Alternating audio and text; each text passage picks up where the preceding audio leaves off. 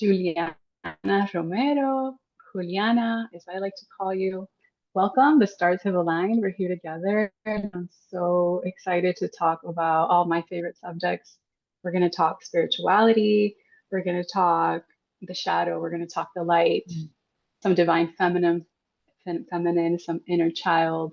Um, Really, I want to cover it all with you. So I'm really excited to get started. We're going to be speaking in Spanish. We're going to be speaking in English, probably some Spanglish, which I'm really excited about. Juliana is a quantum curandera. You're a psychic counselor. You're a Reiki Master Teacher. You're a psychic development coach. You're a Death Doula. You're a fellow Latina. You're a friend. You're a mentor to me and a light worker. So thank you for being here. Thank you for Thank sharing you this for space with having me me. today. Yay, I'm so excited. So we're going to go deep today. I think we're going to go a little bit all over the place, but most importantly, the intention that I want to set for today's conversation is to come from the heart, to to come from the heart with joy and for the highest good of everyone watching. That's going to be my North Star today. And I want to start off by asking you, what is a quantum curandera? Well, the curandera aspect comes from the native Mexico where my family is from. I've learned ways of healing on the physical level where we are using sacred hierbas, huevos, and doing it in a way where essentially we're cleaning the aura of the human being because we all have an aura.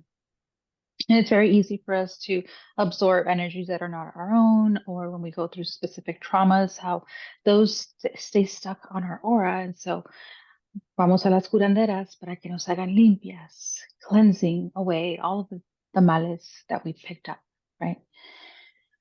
The quantum aspect comes in because I don't clean with huevos and hierbas, but the amount of healing that the soul, that your aura will receive in the healing that I'm doing in a multidimensional level makes it more of like the quantum healing versus a limpia that we are getting on the outside physically.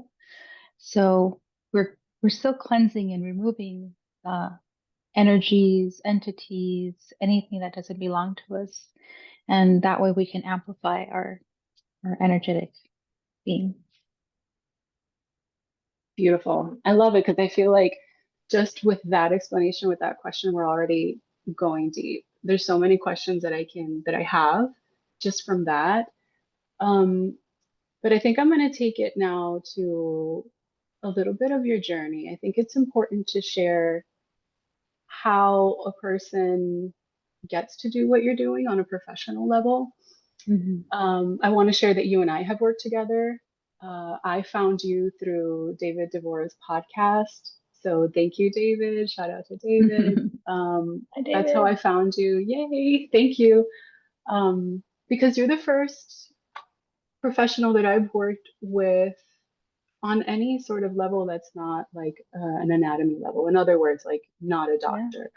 I've, have not done like any therapist, any healing work with anyone, but I have been doing a lot of healing work on my own.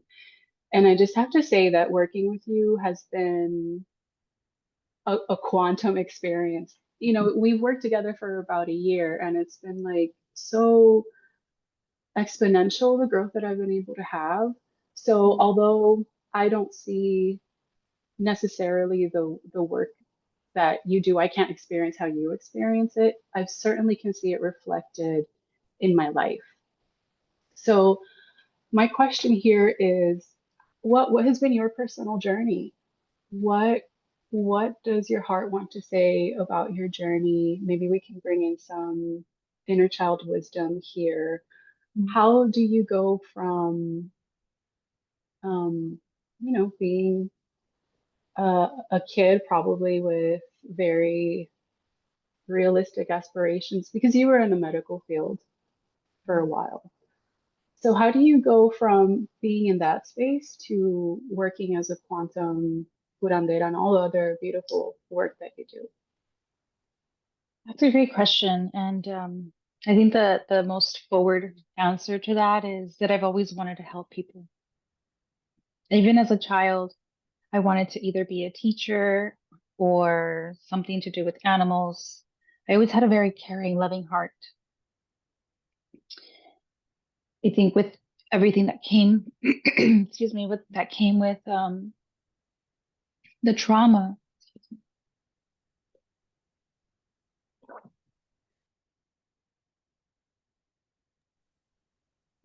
I was able to still continue to push through to connect with my heart because as a child, I was alone a lot.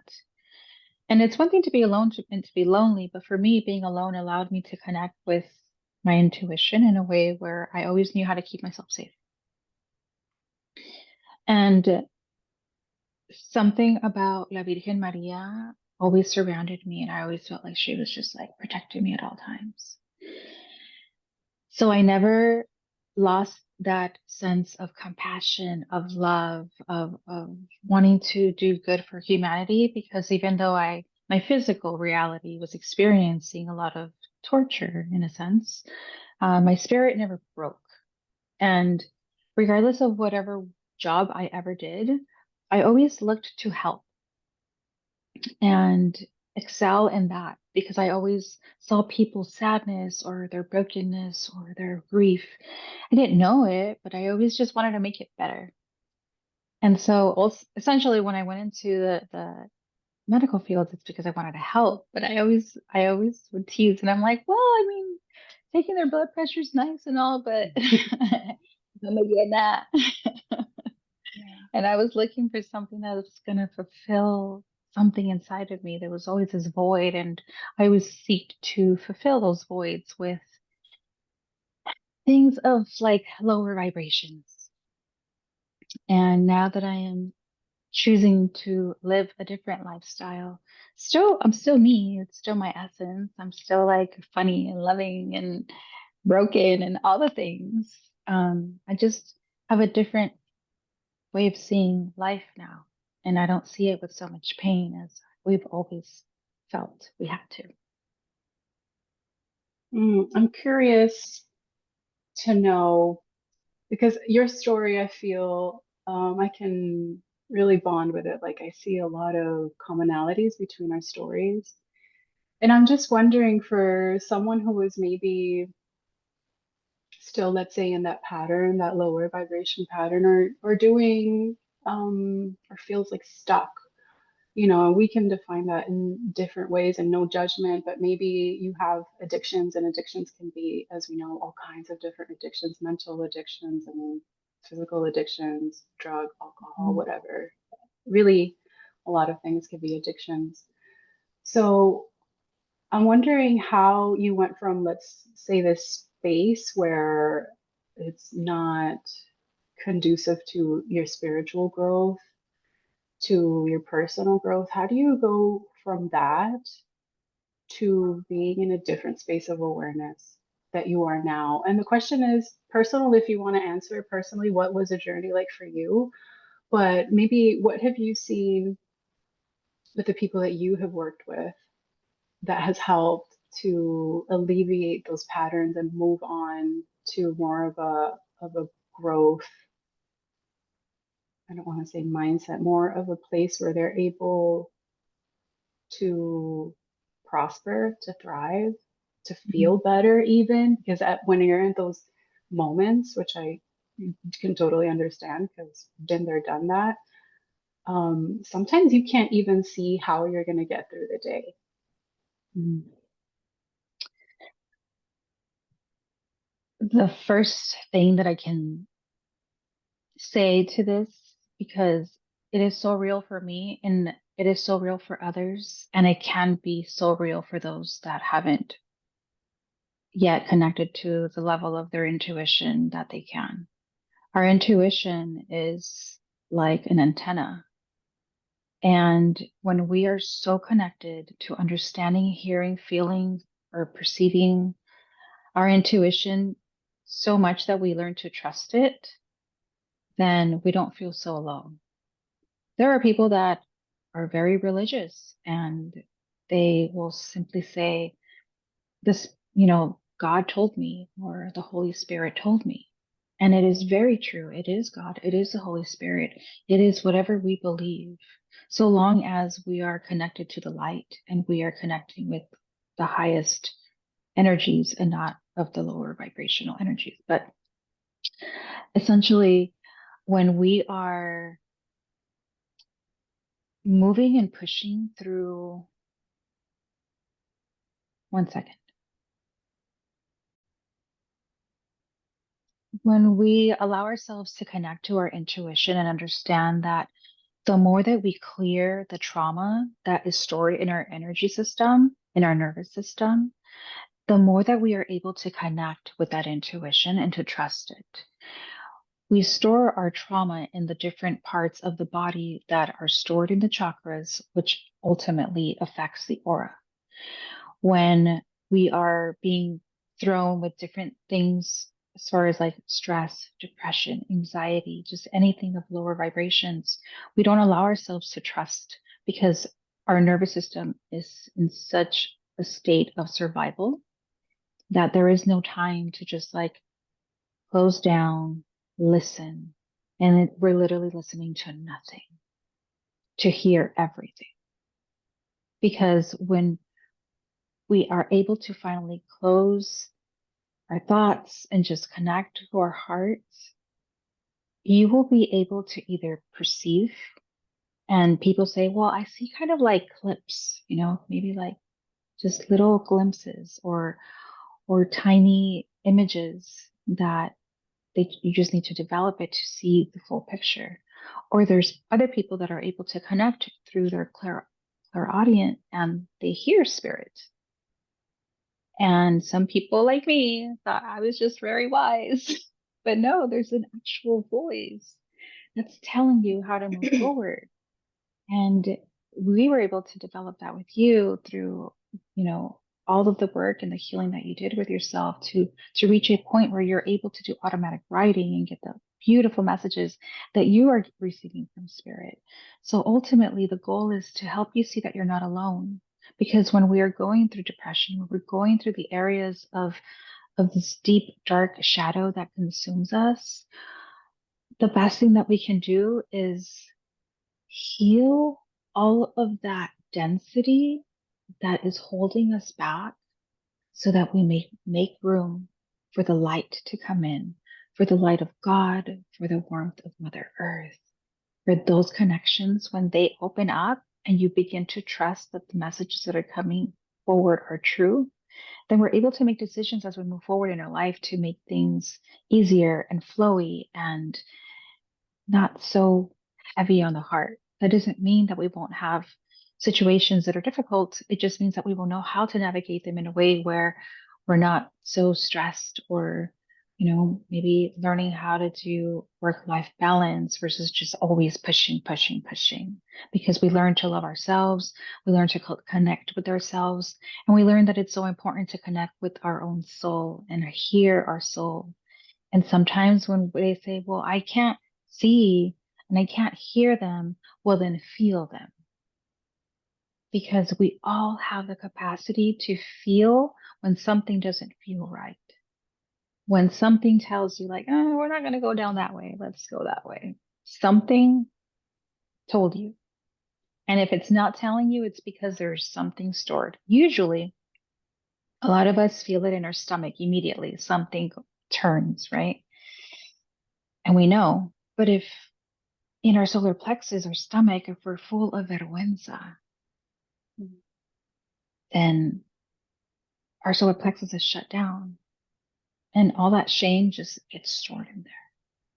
So then we can't connect, we can't hear them, we can't feel them, nothing. So clean it out, clean it out. This is our responsibility as humans to assist the cleansing of our soul so that it may evolve and it may alchemize all of the pain that we carry because we're told that this is what we do for our family, for the trauma that we've carried. We feel guilty. We feel shameful, we feel grief. There's so many different things that keep us at a low vibration. So as we transition into 2025 with all of these things that are happening in our political climate and with our earth, it's important to connect to ourselves now, connect to that intuition now, so that we know that no matter what gets thrown at us, I'm gonna go sit my ass down, I'm gonna meditate, and I'm gonna be like, hey, what's going on? Like, help. Mm-hmm. And that's always my goal for all of my clients, to heal so deeply that all of your little antennas will be like beaming and all the messages will make sense. And you don't even have to keep coming to me for guidance. You can do it yourself. Just like creating these beautiful soldiers of God that are so connected to Him that nothing can stop us. Mm. It's so beautiful. There was just so much truth there. I'm just like, yes, say it like it is. And I can testify to that work, to working with you and to developing all those things that you talked about. For me, for my personal journey, intuition has always been there from day one. Maybe I wouldn't have called it intuition, but there was always a knowing for me. And I think what a lot of people who are into spirituality have in common is this nagging sense of like there's something more. There's Mm. this sense of, like in your experience as well, of being of service, but maybe not knowing what that is. That was my experience always. Whatever career that I was practicing in, and I've done a lot of different things. I've been in architecture, I've done art, I've been in the service industry, and it was always with the intention to serve. And I Mm. always got frustrated because I felt like, well, like you, like how much is this really impacting people? If I Yeah. go into architecture when I'm making nice homes for rich people, or sure, maybe I could design a school or a library. That's pretty cool. But I felt like, so there was like something deeper. And working through a lot of those things, and I would love to get more into the trauma, the connection between the trauma and the chakras and what that looks like for you, what experience that is for you. Um, I forgot my train of thought. Well, so that was a feeling for me that was persistent, being of service. So let's get into how the trauma and the chakras, how does that happen? Because as I was hearing you speak, I'm like, yeah, totally on board 100%. But like, how do we get our neighbor who is in, I don't know, like I live in DC, right? So who's like in the political scene, like how do we get them to more interested in, let's say, the self work? Because I think part of our programming is to be selfless, to be right, the productivity mindset. There's so much deprogramming that happens in healing. Like, how do we even assess that basic level of like, no, you deserve to be tended to, you deserve to be cared for, and how that begins to open that doorway of intuition? Because when we care for ourselves, then those inner parts of us feel safe to come out again and explore those shadowy sides, and that intuition starts to come online. So I'm wondering what you have to say about that relationship between trauma, and how do we begin to shine the light on those shadowy aspects of us? How do we begin to do the work, basically? What does that look like? Because I know so many people are just afraid to go there. They Mm. just don't want to go there. They don't want to go into the inner child work. Like, that's scary as hell. And yet, those are the parts of us that are driving us every day. So we're acting from a wounded place every day.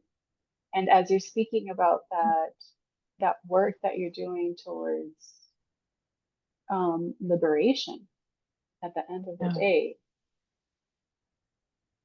yeah, how do we get there? It's only 5 steps. No. No big deal. Like, Yeah. what's your prescription for an easy fix? Yeah, no, it's a great question, and there's so much that we can go different avenues with that question. But the answer that I think is important for people to hear also is that not everyone is here to heal in this lifetime. We go through many incarnations, hundreds, thousands of incarnations. And you can't push anyone, you can't force anyone. It's like I say, you can take a horse to water, but you can't force it to drink. I don't even want to shine my light. Like people have to come and seek that light. They have to be tired enough of being in the darkness that they begin to walk and start looking for that light. When I first started doing this work and I started realizing like how much I was learning, and I was like, why did anybody fucking tell me this? I want to 100%. share it with everyone, like equally everyone. I just needed you to hear it because there's a way out, you guys. The person at the coffee shop. Do you know we're living in a matrix? Yeah, Did you know you took a pill? but we can't. Like we really cannot. And there is no convincing, you know? For me, I reached a point where the things I have seen, the validation of what I have experienced in this quantum is so real. It, it's real for me that no one can tell me otherwise. And they can tell me all they want. But for me, it's like that is what liberated me. And there's no going back for me. I didn't know that I was clairvoyant. And then I went to ayahuasca and then I realized that that was being clairvoyant. But at the same time, I was like, wait a minute, I've always been able to do this. I've always seen. But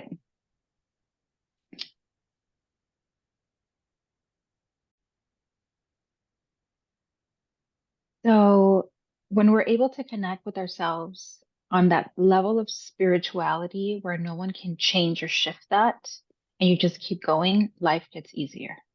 So if someone is living a life of victimhood, and that's what they're choosing because life is easier for them that way, they don't have to hold Mm, themselves accountable. They just keep mm, doing the play of I'm the victim, and this has been working for 20, 30, 40, 50, 60, 70 years.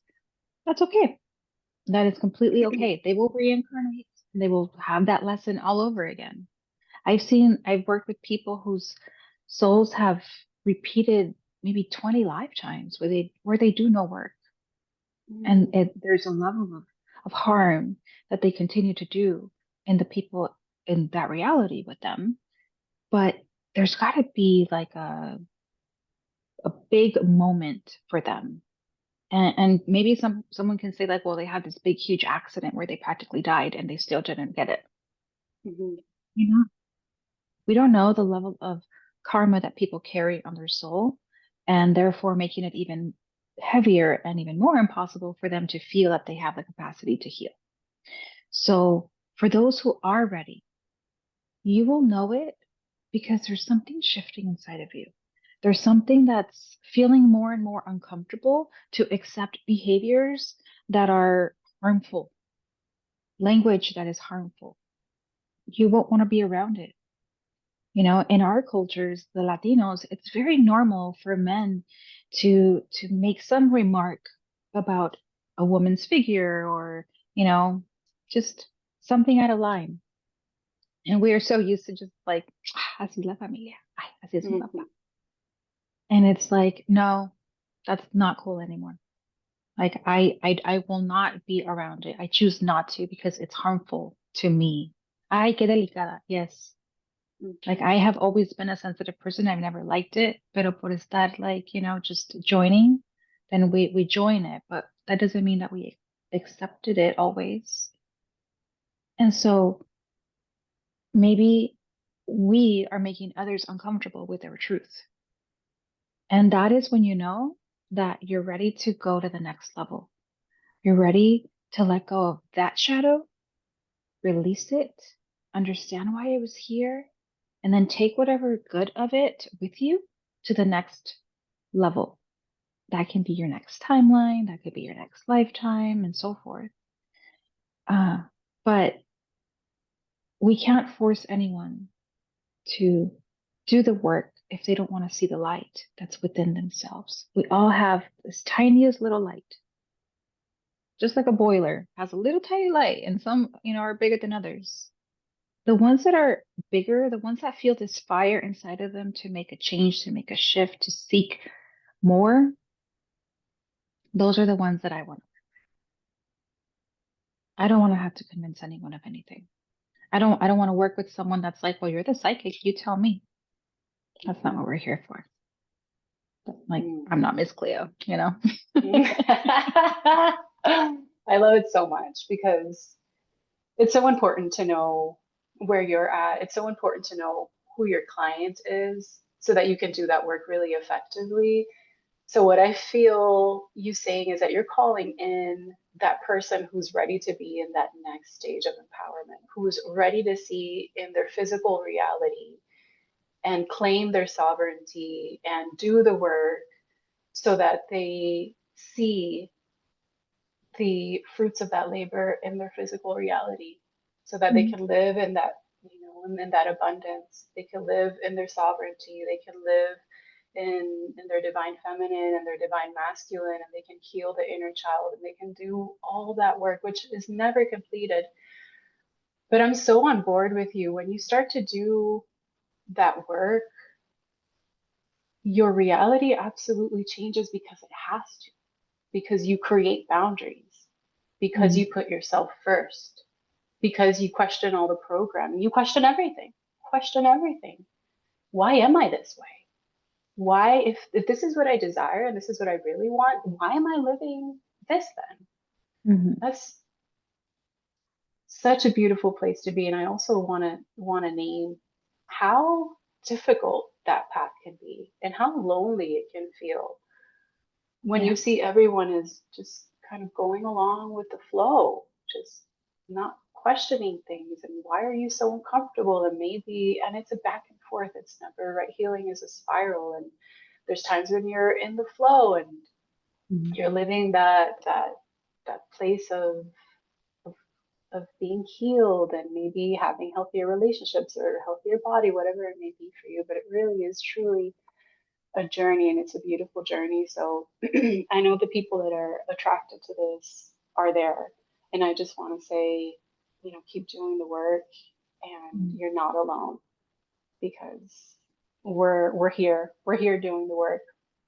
I would love to get into timelines, karma, um, all the things that the quantum reality that you work in. How did you get there? Because I'm imagining that you weren't there, when you were smaller, and even though you had like intuition and you had this clairvoyance. What's the process of you getting to where you are? I'd love to hear about your team, your spirit guide team, and what role they play in the work that you do and also in your everyday life. Ooh, that's a whole that's a whole question. Yeah. Ooh, how did I get here? I mean, that alone is like a whole story in itself, which I think is more on the podcast with David if they want to learn more about that. Hmm. Um,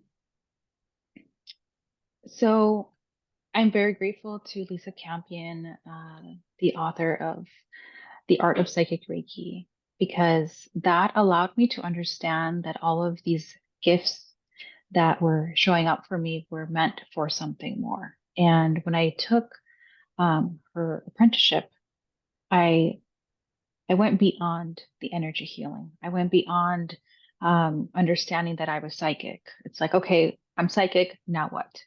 And so Mhm. part of relationship is learning how to heal people at a level that is far beyond just like the physical level. Mhm. So using these clairs, I'm able to go beyond in my own ability to perceive, to hear, to feel, and I navigate into a journey to see where this is going to take me to. In this process of the last 5 years of developing my clairs, um, part of the apprenticeship is learning how to develop your internal sanctuary. This is a place that you take yourself to through just whatever you feel looks like, and that is something that we learn right in our coaching. But that allowed me to, with time, develop different portals within this sanctuary. And each portal went to different locations. So some portals go into the underworld, some go into the upper worlds, where we heal the deep trauma in the underworld and we fill with like divine light in the upper worlds. We connect with the ancestors, depending on if they are healing or if they are just showing up to hold space for the soul that we are healing. I also work with children. That is a different portal. I work with animals. That is a different portal. I work a lot with people that have physical pain. That in itself is a beautiful fountain of divine light that is being transmuted through water that I use. So I do use agua bendita as I'm healing because all of those things have developed. Each portal has a different guide. They all have different purposes. The Akashic records in itself, like it's even outside of the sanctuary. I go through this beautiful staircase up into the heavens to bring down the books that are going to explain, the past lifetimes and the traumas that are wanting to come forward to be healed. Like that's literally what it is. People are afraid to do these sessions because they're like, I don't want to talk about this, or like, I don't want, it's like you barely even have to talk because Mhm. the traumas that are ready to be released come forward on their own. They're like, hey, this happened to me. Can you like just let me go because this person's letting me go? And I'm like, oh, 100%. That first session that I had with you was like, I was like, she's the real deal. Because the first thing that came up was that mother wound, thank and you. I'm like, obviously, we're gonna go in the mother wound straight away. So yeah, I hear you, and we've worked on some inner child stuff as well, and it's just been so spot on. But it's like you said, when you're ready, you're just like, bring on the demons. Like, honestly, let's shine a light on them so that Mm, we can heal, so that we can move on, so that we are not on autopilot, letting those wounded parts of us that sometimes don't even belong to us, right? Like, 'cause we receive yeah. ancestral trauma, and that's like in our body, that's in our Hmm. DNA. And Hmm. we're not even talking about like the programming we receive, right? In the outside world, it's like we've got a lot going on. So we've really got to get to work. Yeah. It's a whole process to, I mean, as I'm doing the work in the quantum, I don't just like go in and I'm like, okay, let's go into the underworld. I have to wait for your soul to allow me to, is another thing. Mm. Because we keep mentioning the inner child and how afraid people are to even touch the inner child situation, but really the reason for that for me in this style of healing is that when the inner child feels safe to go into the trauma, to show me, hey, come with me, I will take you by the hand and show you this is where this shit is stuck. Mhm. And they take me. But when there is fear, when they feel abandoned, when they feel like they're just alone and no one's got their back, they will throw temper tantrums. They like they're a whole like energy on their own. Oh, not that. um but when you do the work yourself to connect and to love that inner child, everything else begins to flow through the sessions, because that's where the real magic is at. When your soul is like, all right, I'm ready, let's do this, I trust you, then we get into the deep stuff. And ultimately for me, sometimes when I'm talking just to like the average Joe, I do say, or the average Jose, and I just say, I will call them demons for the sake of so that they know what I'm talking about, but I don't like to call them demons because they're not. Uh, the time that stays with me so vividly, when I connected to the soul of the altar of my soul, there was these doors that they were asking me to go through, and I needed my own limpia in the quantum by like higher energies than me to allow me to go through these doors. When I finally did, I walked into an area that looked like I was inside of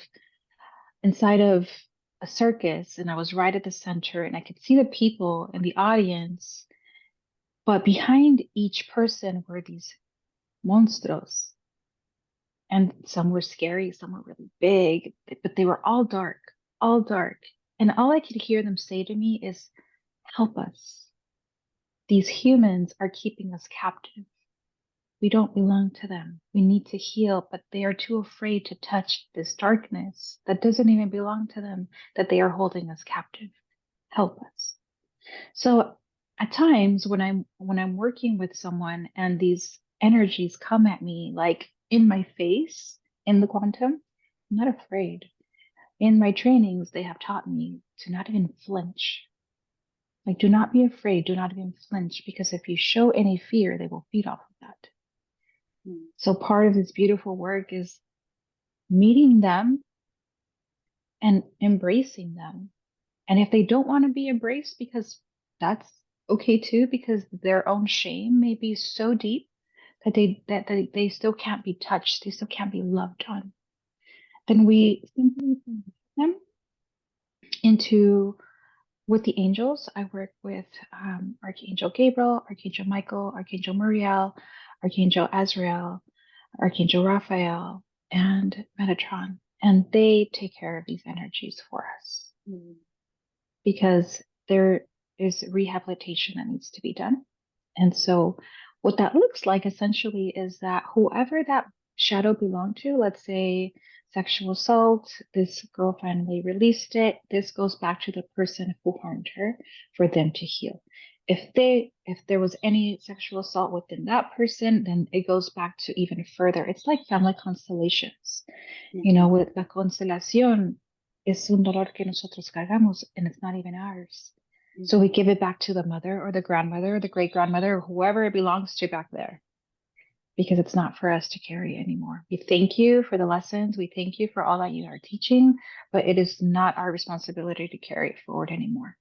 So we send it back so that it may be healed. Why? Because they are still reincarnating. Their soul is still working through other timelines. And timelines, let's get into that real quick.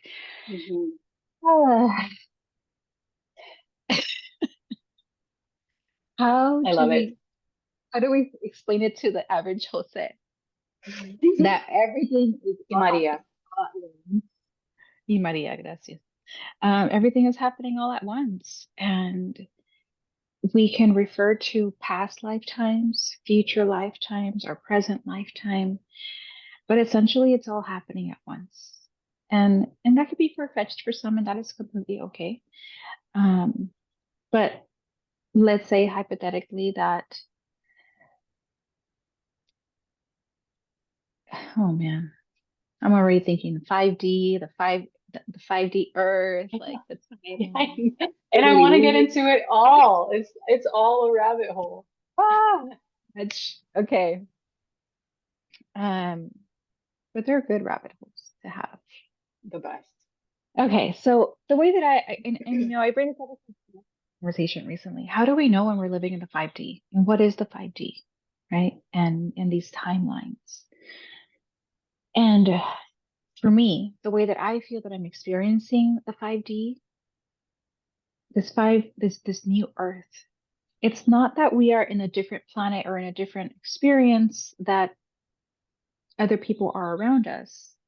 It's about understanding that the more that we heal, the higher vibration that we carry, and the higher vibration we carry, the more that we bring in like a magnet the things that are good for us, the things that give us peace, the joy, the things that we didn't have as children, things that we have been healing for. It comes in the way that we show up for humanity. It comes in the way that we show up for the planet. And so every soul's experience is with the purpose to learn something. So if we think about, someone can say that can't be true because maybe it's someone living in Gaza. How are you going to say that we're in the 5D when that is happening? That horrific experience for that soul. How do you explain that, right?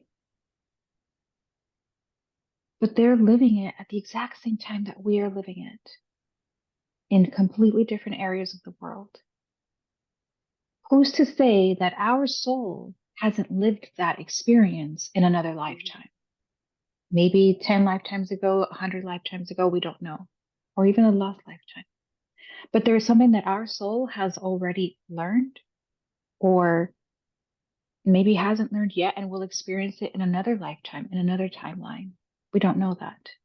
But what we do have the responsibility for is to know that the pain of others requires us to have empathy, compassion, love, to bring the energy of prayer, of meditation, of being within ourselves to amplify the energy of the earth. When we come together as a group of spiritual people that are in alignment together with the energies of God, with the energies of Mother Earth, when we come together in a masses to pray for these people that are experiencing that energy in itself is a different timeline. Mhm. It is a higher vibration than what they are having to live. But we have the capacity to send that love, that compassion, that safety in any shape, way, or form to them through the quantum. When we pray, we're praying to God, we're asking for miracles or anything that we feel we're truly asking from the heart and they come true. So aligning yourself to a higher timeline means do the work. Release the energies that keep you at a lower vibration that forces you to experience experiences of lower vibration and staying in them. I've seen this as these experiences, incarnations, almost as if you're living in an elevator and increasing different vibrations by wanting to reach the penthouse, but maybe people that have a lower um, energy that they carry are in like floor 1, floor 2, floor 3, and then 4, 5, and 6, we're good, like we're still vibing at a low vibration, but I'm like seeing what you guys up there are doing, but I'm not interested yet, people in like the 6, 7, 8 are already vibing at a higher vibration, but may still have some like traits from the lower Mhm. levels. And what happens a lot in relationships is that when someone is at level 5 and someone's at level 10 is going to keep learning, keep increasing their knowledge of spirituality. And the other person may not because it's too difficult to touch those dark spots, those energies that are more comfortable in me staying in the victim than, wanting to touch it because they just choose not to. And the relationships end because the level of frequency is so different that it disturbs you to be around that person. It's disturbing to the soul, it's disturbing to your energy. Like, I just don't want to be around them anymore. And that's okay. Mhm. That can Triggers. happen with friends, it can happen with coworkers. A job may not resonate with you anymore. Your friends may not resonate. Like you're getting into things that they are like, you're weird. That's not cool. Why are you getting into like, you know, anything spiritual? You know what I love? I love that we're living in 2025 because even like even a decade or two ago, we would be talking about these things. Like, I don't know that we would be talking about these things in a public manner. I certainly wouldn't have been comfortable, because whatever they call it, woo woo, weird, all the things, right? But what I love about living nowadays is that there's literally science is literally catching up to all these things. So it's not Mm. far fetched for you to say, when a group gets together and then meditate, you literally affect the 3D reality. I mean, there's Yeah. there's evidence for that. So like, I don't want to spend too much time there, but if if you're watching this and you're feeling like there's a lot of resistance, maybe get more curious about that. Maybe, you don't have to go too in depth, but there's a lot of research out there. There's a heart map institute. I mean, there's a lot of research out there.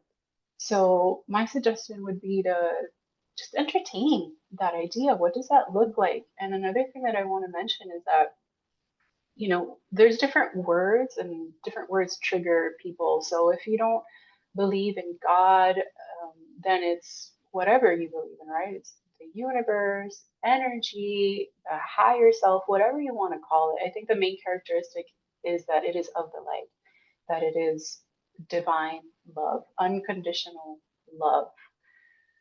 So I just wanted to name those things.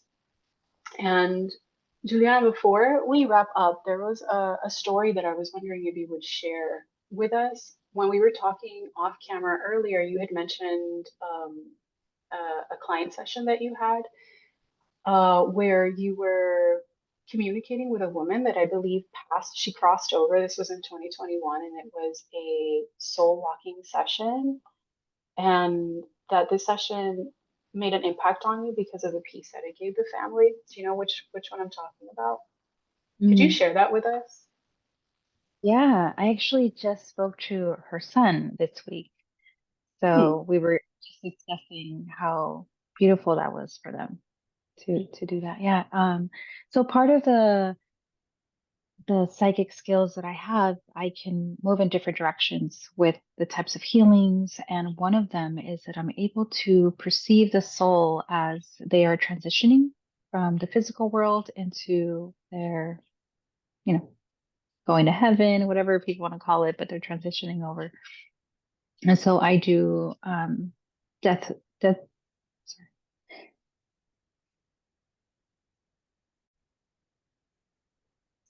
So part of it is that I offer a death doulaship, and it's walking of the soul as they are transitioning. So with this situation, it was a woman who was. It was actually 2020 because it was during COVID or 2021, one of the two. It was during COVID where people were not allowed to go into the hospitals, and she had come to the point where they were seeing the last days, weeks for her. And I was asked to do a session for her. And the first thing that came up was her showing me a timeline of her life and pointing out very specific situations where she was a seamstress and she would make dresses and make really beautiful brooches. And I was just writing down the information that was being given to me while this woman is in the hospital in New York and I'm in San Diego, California. And again, I just received the information, I received the inputs, and I share it with the family, and they were just like, "Wow, this is information that no one would have been able to tell you because even my friend who was the relative of the or was the grandmother, even she didn't even know that her grandmother was a seamstress at some point." So it's information like that that allowed the family to accept more of the sessions for her as we helped her transition. Because normally I work with people that they know that they are going to pass within the next 3 months to a few weeks to a few days. And so they didn't know how long she was going to be, but I did do a few sessions where she continued to just share either um, images of things that she was taking with her to the other side as memories that she valued. And eventually I began to see how her soul began to diminish. She started to ask, can somebody please put lotion on my face? Can someone brush my hair? Can someone just hold my hand? Because she was starting to feel like it was time to go. And again, no family could be there with her. So Mm. We had a nurse do that for her. And so that was really beautiful to relay those messages as well. So when the time actually came for her to cross, um, it was actually, I just remembered the date. It was October 31st, 2020, which was the first time that I sat in ayahuasca. Mm.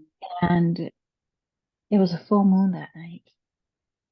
And I was asked, they knew that I was going into ceremony in a few hours, but they said, I think this is it. I think she's going to cross today. Can you please do a session? And so I did.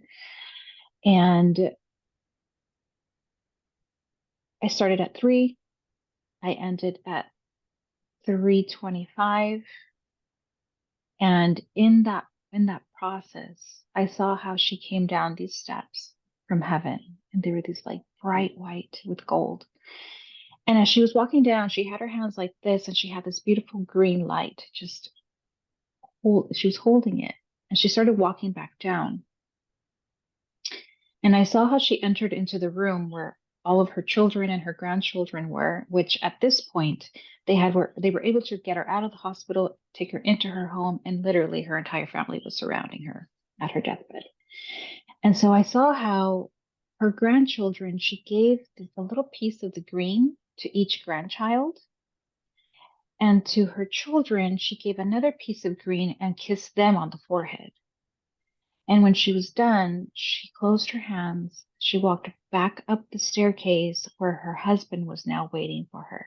Mm. And the moment she was met by him, she looked back at me and everything disappeared. And the next thing I saw was just a gray body. And I knew she was gone. Wow. So at 3:25, when I ended, and I called my friend at 3:30. She said, my grandmother died 5 minutes ago. And of course, there were more messages. I was able to telepathically connect with her and receive messages. And she had very direct messages specifically to the daughter who had been able to get her out of the hospital, and just the gratitude. And I didn't know any of those details. So ultimately, what it did for them, because this is a very Christian family, a very, very Christian family who this would be very woo woo for them to do.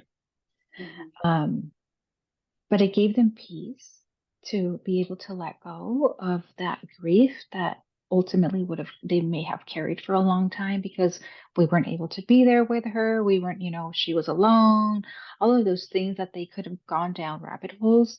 They were able to find peace with her crossing. It was assured that she was able to cross, that dad received her. All of those beautiful messages allowed for a beautiful transition and for the family to be at peace ultimately. Oh my gosh, what a beautiful story. And immediately my question is, I don't know if this is a short answer, but what happens, what are the repercussions of working with that soul um, at their time of death? That's a good question, because I did work with someone who also, in that time, I was coming out of ayahuasca. This is like Hmm. a year later.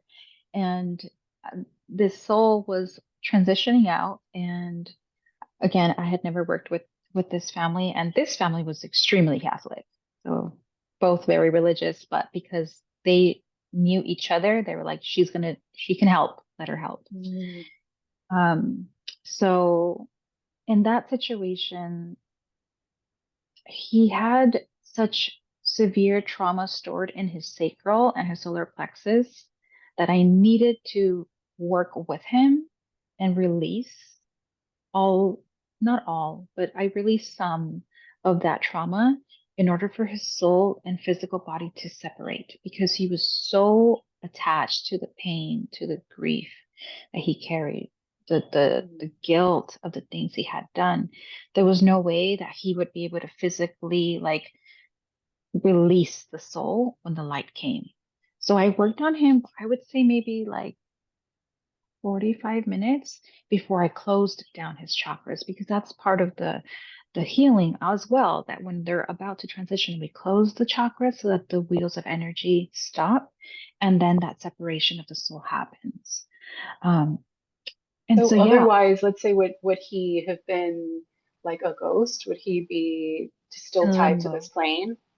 plane? Yeah, so ultimately they aren't able to grab onto the light, whether it's for fear, grief, whatever energies that they are that's pulling them down. And then they end up here, like in the limbo here on the earth, but without a physical body, and they feed off of our energy, because that's the only way for them to move through energies until they find someone to either help them or they find a portal where they can cross. And that can be weeks, months, years, decades, or very, very long time. So yeah, Mm. it's part of that transition, because when we're able to assist them in at least minor grief, minor guilt and shame, which are the things that hold them back the most, we're able to make sure that they have a safe transition over and give them that reassurance that no matter what they've done, there is forgiveness, because a lot of Catholics have a hard time with Mm. that and don't feel worthy. So, allowing them to understand that it is safe for them to cross and making sure that that transition happens safely. Mm. Oh, beautiful work. You know, I can talk about this stuff with you forever, but we'll have to wrap it up. And I want to end with a vision. Mm. So, my question to you is, what is your vision for the future? What is your vision for this new earth as we are all stepping into more soul responsibility, as we are doing the healing work, as we are stepping into our sovereignty? What is your vision for that new earth? Because I'm clairvoyant, I'm going to close my eyes and I'm just going to allow whatever images come forward to be channeled through.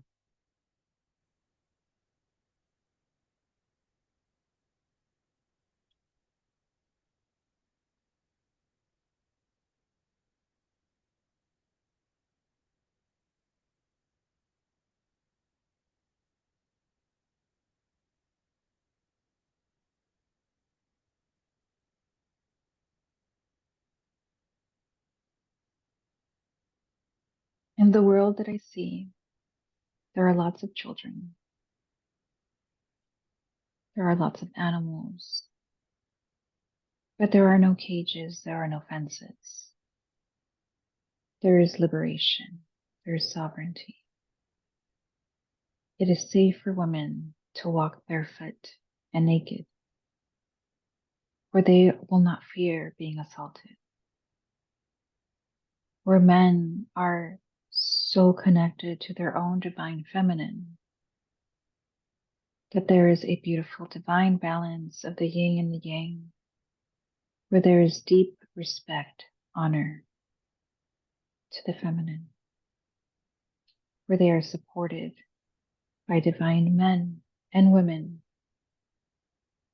where they are able to balance so well that they know that the harmony of the planet comes within themselves to save the planet, where they care for the plants, for the trees, for the water, for everything that creates our divine habitat. The water is clean, the air is pure. The schools are not prisons.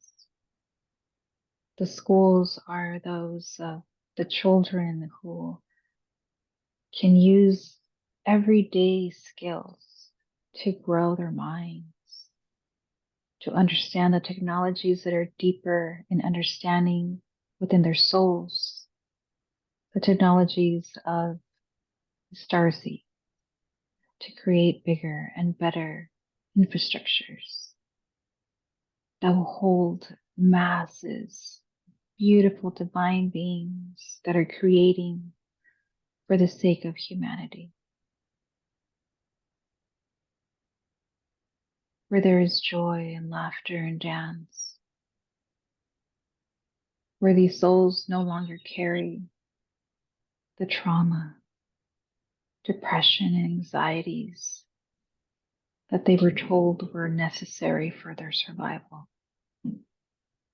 where they are so connected to their soul, to their intuition, to source, God consciousness, to the earth, where they feel the pain of the earth through the soles of their feet.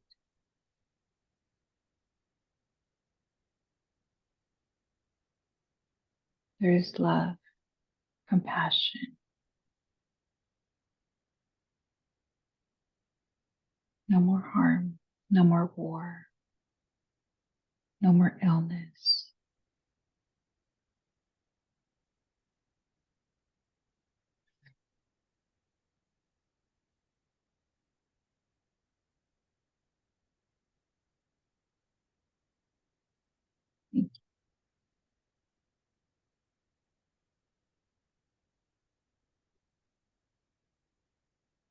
Juliana, I will meet you there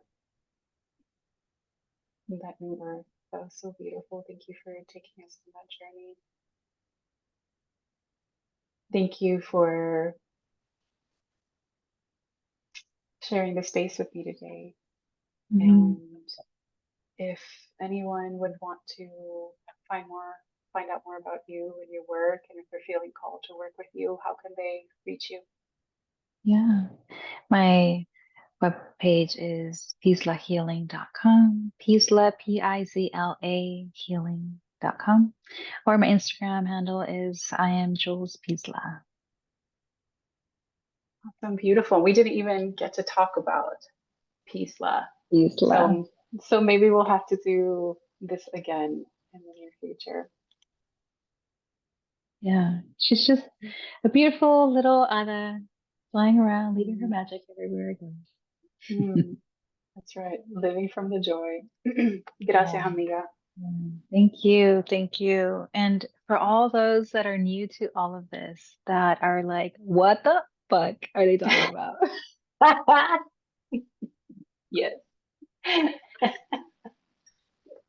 I just invite you to connect so much with your heart so that your heart can guide you to the answers that you've been seeking. Because all of the answers that we're seeking are here.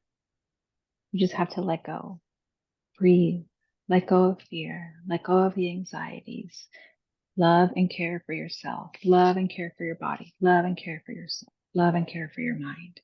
And when all of those things are aligned, your intuition kicks in and you'll hear, go, make an appointment. This is the person. She can help. No more Mm. questioning. Like, no more seeking outside of yourself.